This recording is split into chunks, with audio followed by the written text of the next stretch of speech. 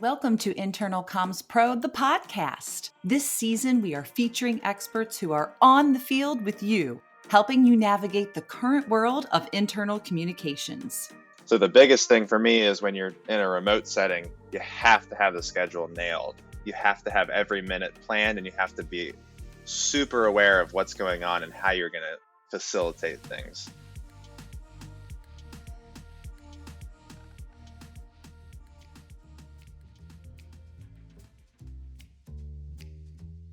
Workplace culture. It's a term that you've probably been dealing a lot with lately. As companies continue to shift to a hybrid or a work environment for good, you may still be struggling with adapting your work culture. What needs to stay? What needs to go? How can you tell if what you're doing is working? Our special guest today is Sam Huber, Principal Product Designer at Cerkl, yes, our sponsor. I have known Sam for years, and why I wanted him on the show today is because he embodies culture, and most importantly, is a manifestation of what value and belonging look like in a company culture. We'll be discussing how our team at Cerkl stayed on their toes as they adapted their workplace culture into the digital era. Now let's jump in. I am Sam Huber. I am the Principal Product Designer for Cerkl. So I know a thing or two about you as well. Well, I'm excited to have this conversation. This is your first time being on the podcast, although I know we work together every day. And for those of you who don't know Sam, Sam is a big part of developing our workplace culture here at Cerkl, which we're talking about today. And for those of you who aren't aware, Cerkl is in this extremely high growth mode. Just landed a partnership with Jobs Ohio. We've doubled our workforce. We'll be doubling again by the end of the year and then growing to, 125 by the end of next year. So prior to that, though, when for organizations out there, particularly trying to attract and retain technical talent, it's very difficult. But Sam's been a huge part of why people stay. And so I wanted to dive into that today. Sam, to your for your benefit, a lot of our listeners, as you know, are internal communicators, but their roles have expanded to now encompass the entirety of the employee experience. So people are constantly looking for new ideas. They get fatigued by COVID, and now what do we do, and always having to change. So and a lot of folks have one woman, one man band doing this, which we didn't have an HR department for a long time, and so we formed a culture committee,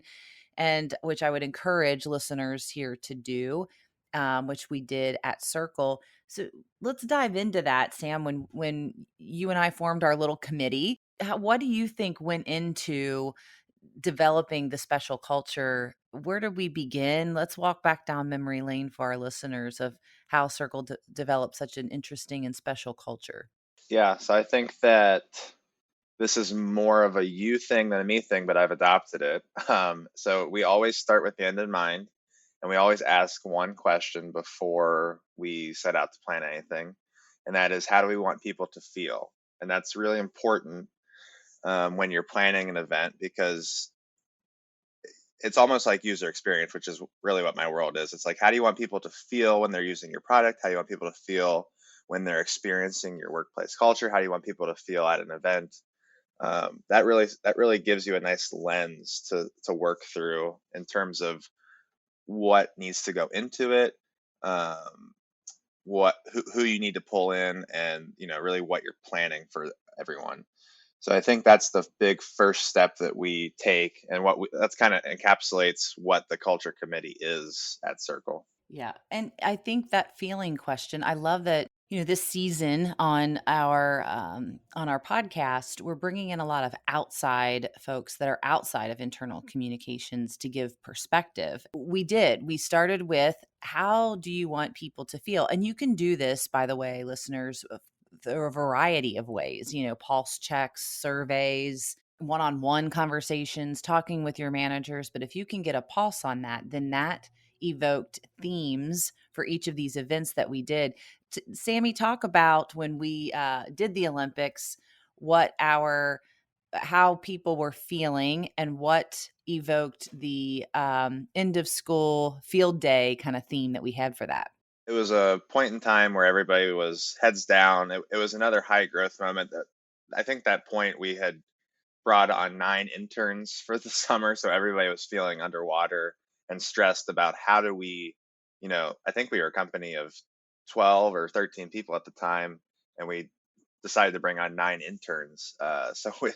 Everyone is feeling stressed and just a little bit overwhelmed with how to keep the ship going in the right direction. Our intuition, our instinct, and it was confirmed by asking around. And I'm not sure if we did any formal pulse surveys with that one, but we came up with this idea that we needed this end of school kind of field day vibe, like the day before summer vacation. It was always a great feeling in school because you knew that the hard work for that year was behind you. You had a time, you had this a day to really let go, not think about anything, have fun with your peers, and just celebrate what's to come in the future.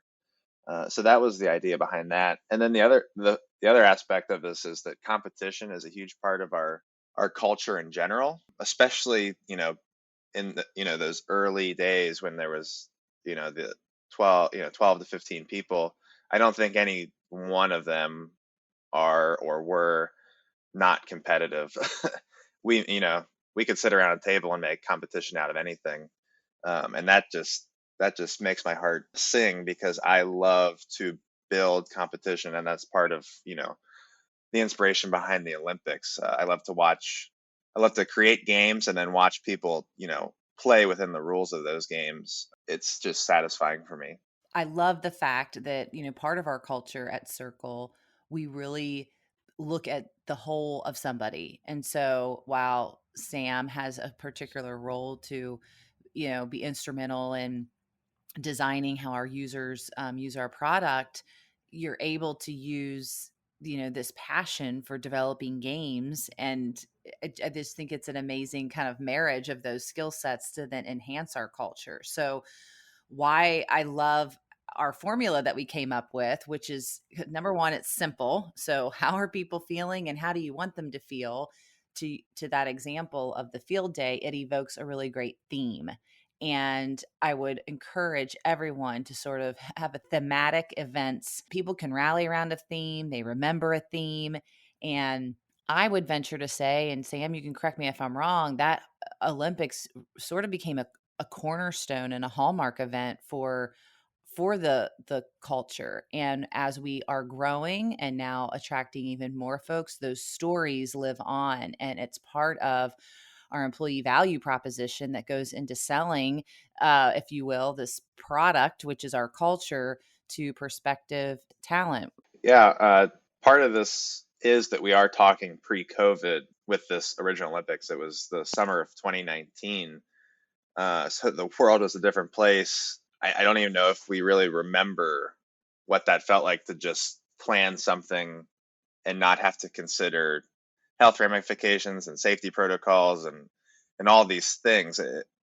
I really can't recall just the freedom that gave us, but it did set us up for this concept that these big events, these moments are a part of our culture and they are something that we can all share together, which is huge in my opinion for culture. It gives you this padding and these moments to build camaraderie and just have just total clarity on who people are, not just what kind of employee they are or what they can do for you in the workplace, but really just give you this full picture of who somebody is. And I think that's really valuable to share that with your coworkers on all fronts. Well, and we just finished our series of stay interviews. Another idea that our now people experience team came up with. Don't wait to do an exit interview to find those gems of wisdom from your folks. Be proactive and interview your people now of why do they stay. And when we interviewed everyone, the number one answer of why they stay is the people. And I think it speaks to these experiences were intentional. Your culture isn't just going to happen. A culture will evolve. It just may not be the one that you want. So I think to again have a simple formula that you can follow of what is the intent behind these events. And with us, we define culture of how does it make you feel, and that's why we use that in our formula. And it carried us, I would say, Sammy, through COVID.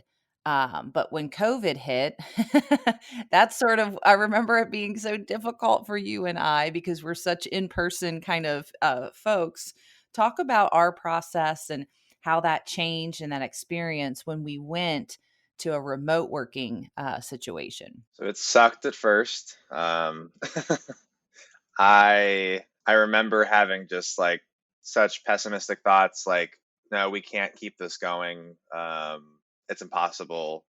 It's not going to work. We have to be in person. And this was in those first couple months of COVID. I think everybody thought like, okay, there is light at the end of the tunnel. We're gonna just turn the corner and get out of this. So I was probably projecting those feelings onto this, where I was just like, I'm just gonna push this off so I don't have to deal with it until we get out of this pandemic. But as the months went on, I think everybody's tunnel probably started to feel like it collapsed a little bit, as downer as that sounds. um, so at a certain point in the summer, we said we have to do something. We have to, you have to capture that feeling and bring it to this remote experience, because there is no plan to return to an in-person, setting anytime soon. So the first thing is that the formatting completely had to change. When you aren't physically in the same space, there isn't much room for those unscheduled moments. You pretty much have to have everything on the schedule, because when you're in a digital room, you can't go to the corner. You can't be sitting on the same couch as somebody. There's no room for those one-on-one moments that are, just natural in an in-person setting. So the biggest thing for me is when you're in a remote setting, you have to have the schedule nailed. You have to have every minute planned, and you have to be super aware of what's going on and how you're going to facilitate things. We'll continue our conversation with Sam after a brief message from our sponsor, Cerkl. The phrase digital employee experience is on every exec's radar since the work from home shift. But engaging employees isn't as simple as adding an app or posting more frequently on employee social. It's about meeting your employees where they're at, with information they need and stories they want. With Cerkl Broadcast, you can implement a cross-channel communication strategy that makes your team's lives easier and provides a unique digital experience for each employee. Head over to cerkl.com/ICP. That's CERKL.com/ICP to learn how the broadcast suite can modernize and simplify your internal communications. Welcome back. Now that we've shared several ideas of making company culture digital, we'll now dive into how you can start to measure the success of your efforts. We also get to discuss the cost of developing this kind of culture and how to convince your CEO that it's worth it. Now let's jump back in. Another thing that our team does really well is, posting those pictures and the quotes and the videos to relive the moments, in Slack or in the, digital newsletter or what have you. So don't forget to be doing that as you're doing those moments.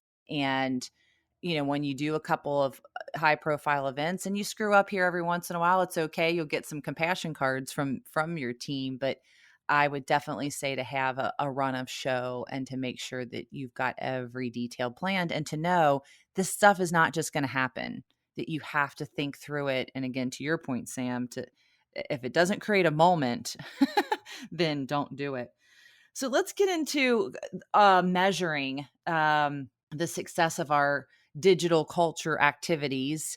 Any thoughts for our listeners on how they can measure, what's worked, what doesn't, and the impact? Yeah. So I think that, if you rewind 2 years again, we were right around the 20-person mark. So a lot easier to use qualitative data, just talking to people, seeing people's expressions. I think at a small scale like that, whether you're, talking about a small company or a small team within a company, I think that the qualitative stuff is going to be the most valuable to you in terms of just asking people, what did you think of this? Or even just in moments where you're sharing memories, if the thing that people are talking about is always, that event that you put on. I know that, like you said, that the Olympics became part of our nomenclature, that it comes up frequently just in normal conversation when we're, sharing memories and whatnot. I think that's a really valuable indicator in terms of what it meant to people. But once you start to, we're starting to feel this now, we're growing. We can't have conversations with everybody. It's harder to, have touch points with everybody too. I think that when you get into that quantitative side of things, we've sent out surveys in the past. And I would say that our concept of surveys is that people lie. People are going to be overly nice, especially if it's not anonymized. So we don't necessarily believe in the results of surveys 100%. But me personally, I take value in the short form answers, not the multiple choice answers where it's like, on a scale of 1 to 5, how did you feel about the event? Most people are probably going to put 4 or 5, unless they were really disgruntled by things. But we always make sure that we put in these short form answers where people can actually type responses and give us a little bit more color around what they're talking about. And if you ask really intentional questions about, like, what was your favorite X? In our case, what was your favorite event during the Olympics? It gives people the ability to really be specific and not generalize things. So when we're looking at those surveys, I look at the broad numbers in terms of, like, the average rating was a 4.3, but then I really want to dive into those written responses to, like, start to pull out some themes of, what things are coming up the most often. And another way to do that is we've used word clouds a lot. Word clouds are a good way of visualizing strong themes for whatever question you're asking. And it gives people an opportunity to jump on board, because if you're doing it in real time and you see that, whatever, let's say empathy is the response, and it's showing up really big in this word cloud, it gives people the opportunity to jump on board and be like, yeah, I really like that. I really agree with that. Let me put that in. And then empathy grows even more. Well, and it gives you sound bites, I think, also to take back to leadership of what people thought, and to kind of give some quick feedback, kind of in their own words. The other thing we've learned is to make sure that whatever you are choreographing, your audience. There's half of our group, they don't like to talk in big virtual events with the whole team. So give people the opportunity to participate in a way where they feel comfortable. So the poll everywhere, it's free.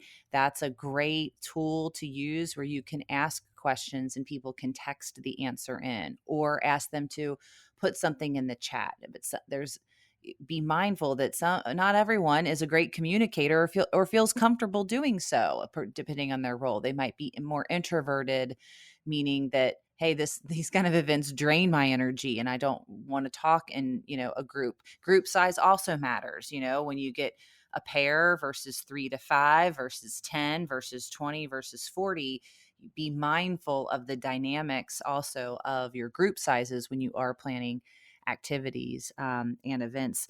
I want to mention something too, Sam. You mentioned we were growing.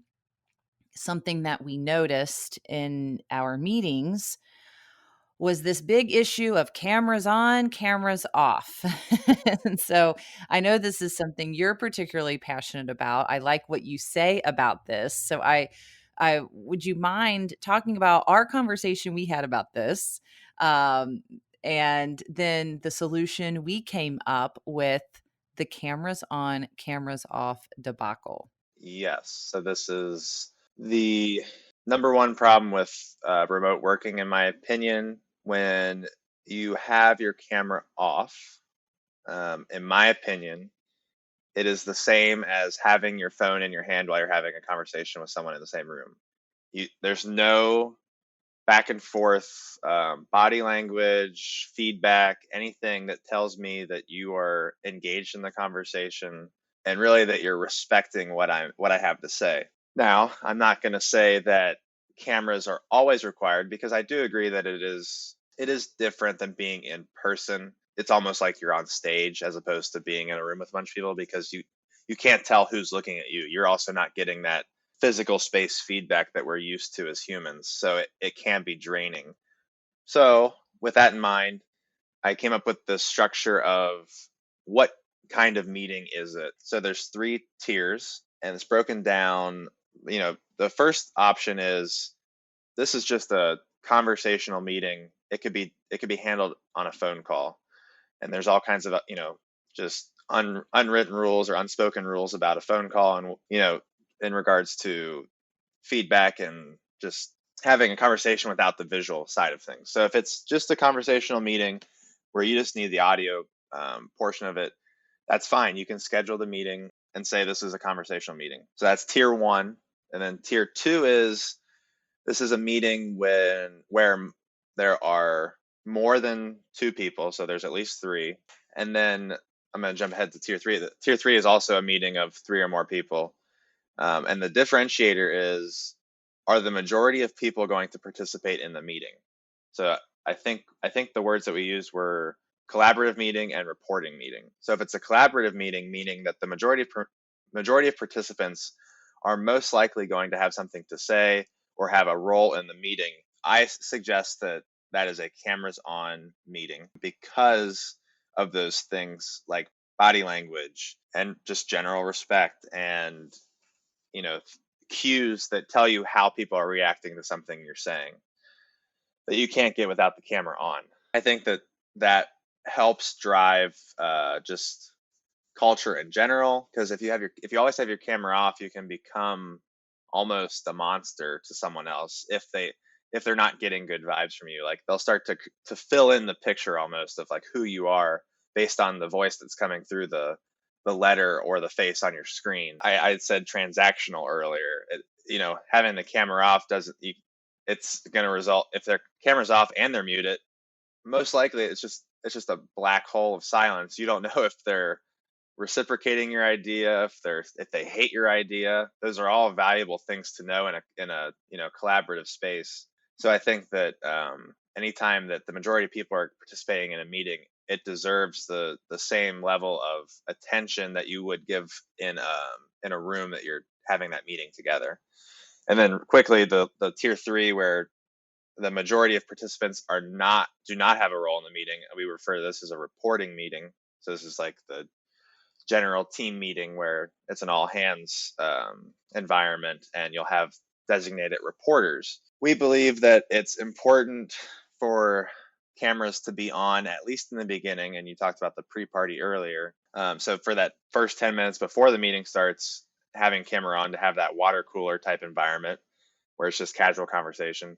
And then also the first 10 minutes of the meeting, just to give new people the opportunity to like get to know you more than a profile picture or a voice. I truly believe that having movement on screen gives you more of a personality and gives people the idea to like understand your vibe, even if you're not saying anything.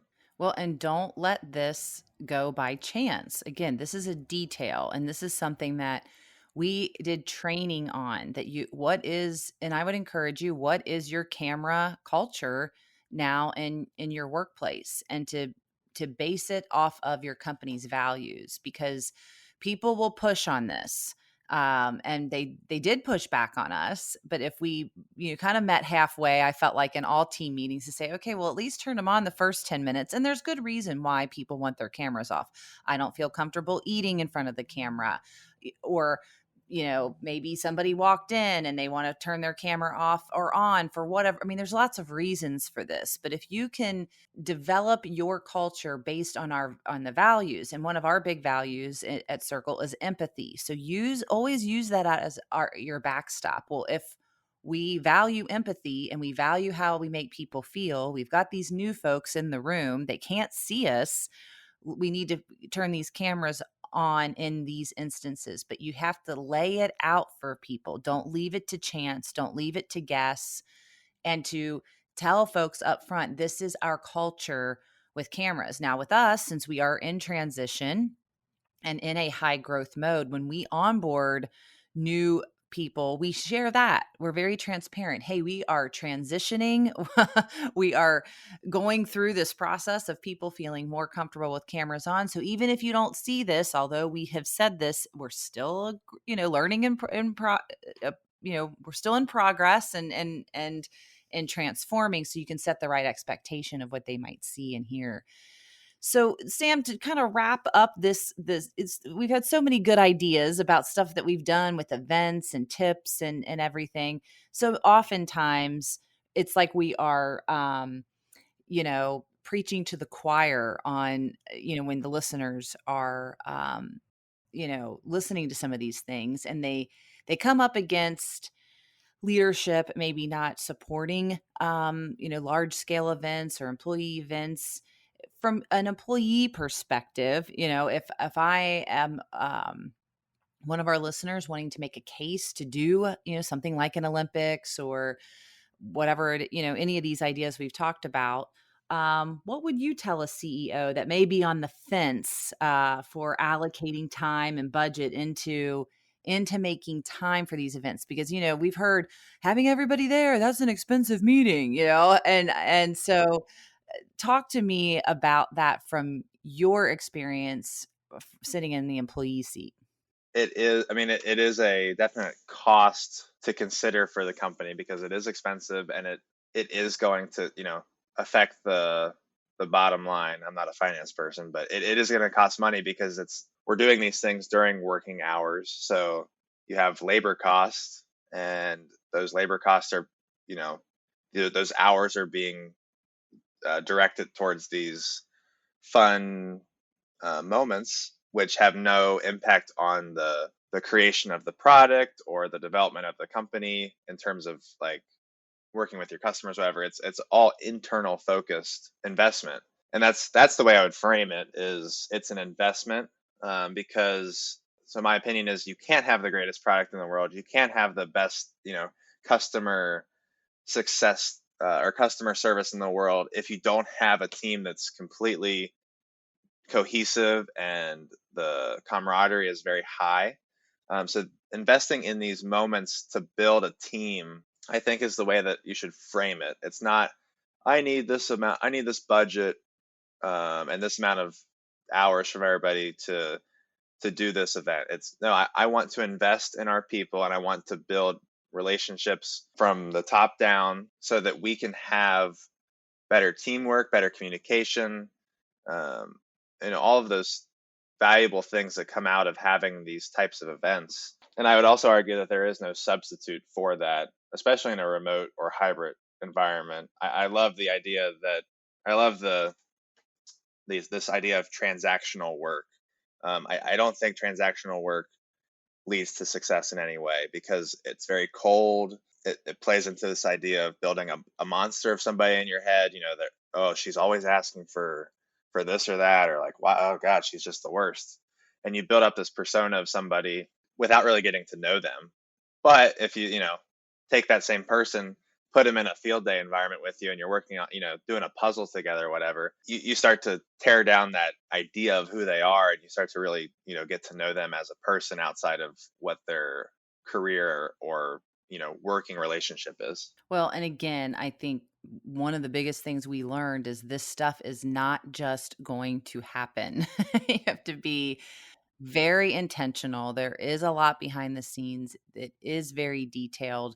If your culture is feeling like it's toxic, or that, hey, I can't, there's not a sense of belonging here, to really dive into some of the weeds on this stuff and to employ some of these practices that we've talked about today. And we'll put all this stuff in the show notes. But I think, again, the point is it just doesn't happen. You just can't plan an event. You need to plan an experience.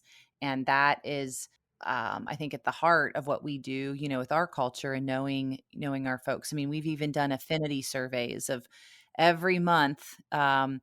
We had people vote on what do you care about, right? And there's a number of things that happen each month in the world.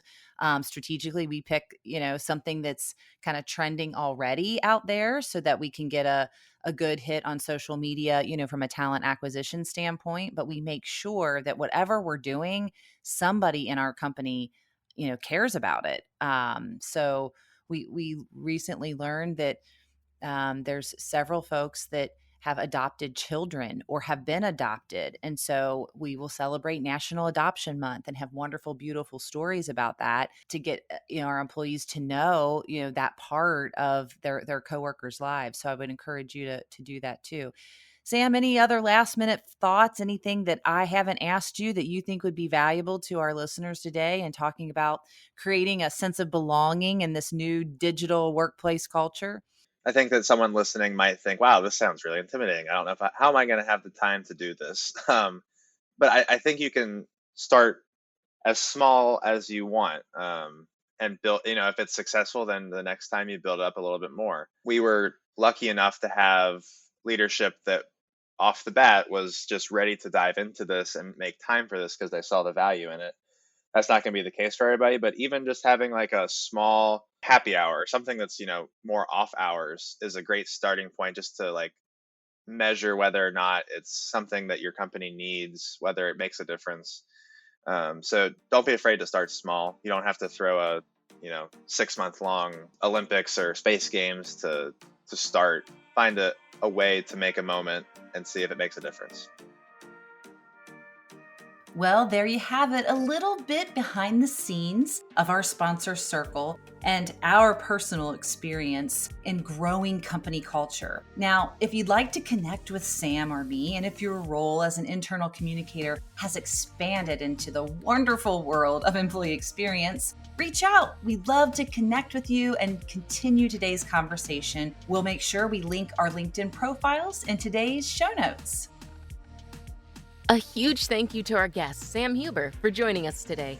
If you'd like to get in contact with Sam, you can find that information in this episode's show notes. Internal Comms Pro, the podcast, is produced by the Internal Comms Pro Collective and proudly supported by the Cerkl Broadcast Suite, an entire suite built for internal communicators. Learn more at cerkl.com. And don't forget to visit www.internalcommspro.com/show notes for our free resource guides. Thank you for listening.